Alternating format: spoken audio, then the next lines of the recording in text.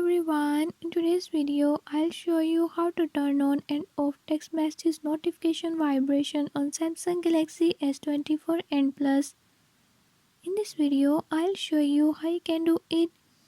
Before I start, if you are new to my channel, don't forget to subscribe and hit the bell icon. Watch complete video and learn how you can do it. Let's watch the video.